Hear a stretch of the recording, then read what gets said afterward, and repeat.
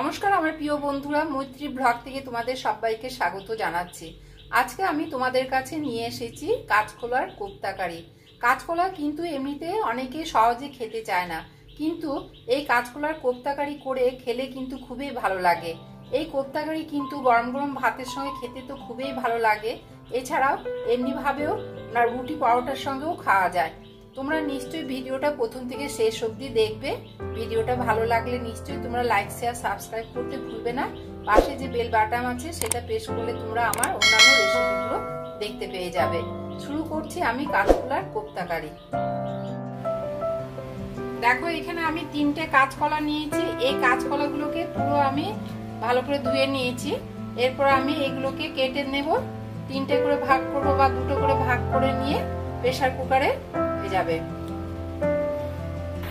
দেখো আমি কেটে নিয়েছি। এই যে 2টো টুকরো করে, একটা কলাকে 2টো করে টুকরো করে নিয়েছি। এরপরে আমি এখানে প্রেসার কুকার বসিয়ে দিয়েছি। প্রেসার কুকারের মধ্যে জলও দিয়ে দিয়েছি একটা। এর মধ্যে আমি কলাগুলোকে সেদ্ধ করতে দিয়ে দেবো। সেদ্ধ বেশি হবে না, সেদ্ধ বেশি হলে কিন্তু জিনিসটা খারাপ হবে। এর মধ্যে আমি অল্প করে জাস্ট লবণ দিয়ে দিচ্ছি, হয়ে যাবে। কারণ এটা খুব নরম কাঁচকলা হয়, তাই আমি এখানে 3টে সিটি দিয়ে আমি বন্ধ করে দেব। দেখো এখানে আমার কাঁচকলাগুলো সেদ্ধ হয়ে গেছে। এখন এই কাঁচকলাগুলোকে আমি এই যে এই খোসাগুলোকে ছাড়িয়ে দেব। এভাবে আমি খোসাগুলোকে প্রত্যেকটা খোসা ছাড়িয়ে নিই। সেদ্ধ হলে কি হবে, নরম হয়ে যায়, তখন খুব ধরে। এর মধ্যে আবার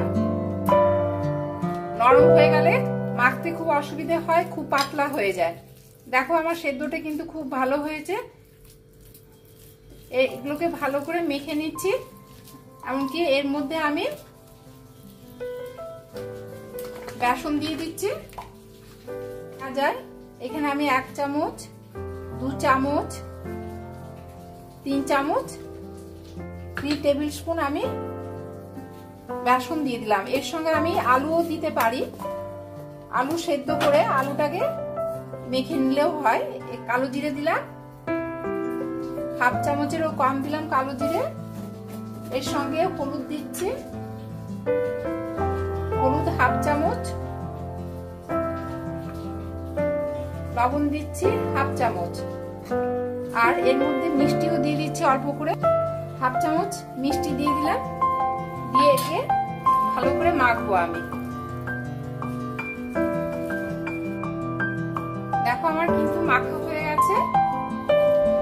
এই দেখো এখানে যে কাঁচকলার খোসাগুলো আছে, এগুলো কিন্তু আমি অন্য একটা প্রিপারেশন করে নেব দিচ্ছি। এখন আমার এটা মাখা হয়ে গেছে।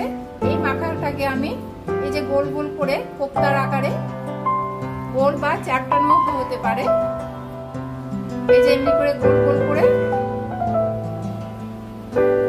আবার অনেক সময় এমনি করে চ্যাপ্টানো করা যায়,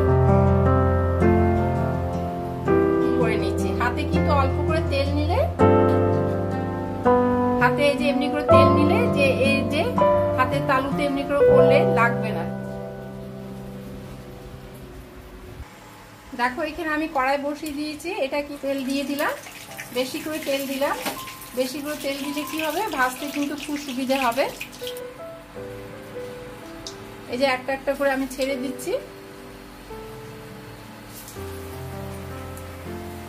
এখন দিয়ে দিলাম। পাওয়ারটা কিন্তু আমি মিডিয়াম হিটে রেখেছি, বেশি হিট দিইনি। বেশি হিট দিলে কিন্তু ভেতরটা কাঁচা কাঁচা থাকবে, তাই আমি লো টু মিডিয়াম হিটে দিয়ে রেখেছি। এক পিঠ করে আমি উল্টে দিই। দেখো আরেক পিঠ করে ভাজা হয়ে গেছে। এখন আমি এগুলোকে নামিয়ে রাখবো। বেশ আছে, এমনকি দেখতে বেশ ভালো লাগছে কোপ্তাগুলো। এরপরে আমি বাদবাকিগুলো, এই যে এখানে বাদবাকিগুলো আছে, এগুলোকে আমি ভেজে নিচ্ছি।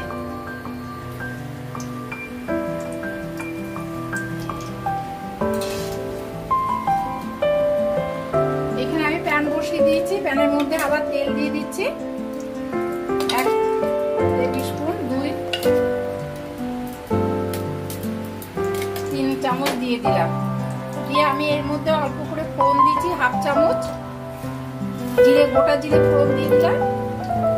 দিয়ে একটা তেজপাতা দিয়ে দিলাম, তেজপাতাটাকে কেটে দিলাম, দিয়ে তেলটাকে একটু গরম করে নিচ্ছি।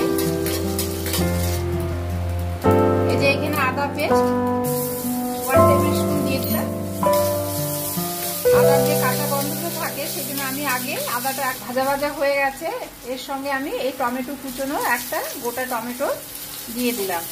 পাওয়ারটা কিন্তু আমি মিডিয়াম হিটে নিয়ে আসছি, মশলা কিন্তু পুড়ে যাবে।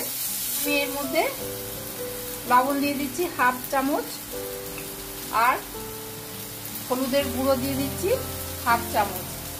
দিয়ে আমি এখন এই যে টমেটো, দেখো এখানে আমি একটা কাঁচের বাটি নিয়ে নিয়েছি। এই কাঁচের বাটির মধ্যে অল্প করে জল দিচ্ছি। জল দিয়ে বাদ বাকি মশলাগুলো আমি এই শুকনো মশলাগুলো এই জলের মধ্যে দিয়ে দেব। এখানে শুকনো লঙ্কা গুঁড়ো দিলাম 1 চামচ, ধনে গুঁড়ো 1/2 চামচ, আর গোটা জিরে গুঁড়ো 1 চামচ দিলাম। দিয়ে নিয়ে জল দিয়ে ভালো করে মশলাটাকে আমি গুলে নিচ্ছি। এই শুকনো মশলা কিন্তু আমি এই প্যানের মধ্যে দিলে এটা লেগে যাওয়ার ভয় থাকবে, তাই আমি এমনি করে গুলে নিয়ে আমি দিয়ে দিচ্ছি। একটু পাওয়ারটা আরেকটু বেশি বাড়িয়ে দিলাম। এখানে আমি 1/2 চামচ আবার মিষ্টি দিয়ে দিচ্ছি। যেহেতু এখানে আমি কাঁচকলার মধ্যে মিষ্টি দিয়েছিলাম, সেই জন্য এখানে মশলাতে কিন্তু আমি 1/2 চামচ মিষ্টি দিয়ে দিলাম। কিন্তু মশলাটা সমানে কষতে থাকছে, মশলা যত কষানো হবে তার স্বাদ কিন্তু। এরপরে আমি এখানে একটু জল অ্যাড করে দিচ্ছি।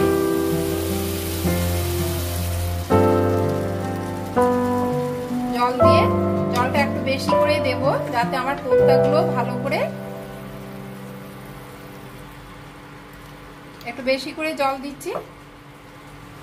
জল ফুটে উঠলে এখন আমি 5 মিনিটের মতন ঢাকা দিয়ে রাখবো। 5 মিনিট নয়, 2-3 মিনিট ঢাকা দিয়ে রাখছি।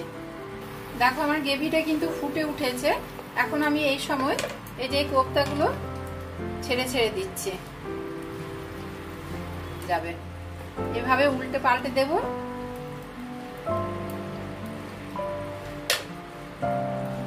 ওপর থেকে আমি শাহি গরম মশলা গুঁড়ো দিয়ে দিলাম। দিলে কি হবে, টেস্টটা কিন্তু খুব ভালো লাগবে। এছাড়াও আমি ঘি দিলেও কিন্তু খুব ভালো লাগবে। ঘি দেখো এখানে 1 চামচ ঘি দিয়ে দিলাম, খেতে কিন্তু খুব ভালো লাগবে। এখন আমি একটু এই যে ঘিয়ের গন্ধ বা গরম মশলার গন্ধের জন্য একটু স্প্রেড করে যাবে, ছড়িয়ে যাবে, তাই আমি ঢাকা দিয়ে রাখলাম। 2-3 সেকেন্ডের মতন ঢাকা দিয়ে রাখছি। 2-3 সেকেন্ড হয়ে গেছে, নামিয়ে রাখি। এটা কিন্তু গরম গরম ভাতের সঙ্গে খেতে কিন্তু খুব ভালো, কিন্তু কিছুই অসুবিধা নেই, খুব তাড়াতাড়ির মধ্যে হয়ে যায়।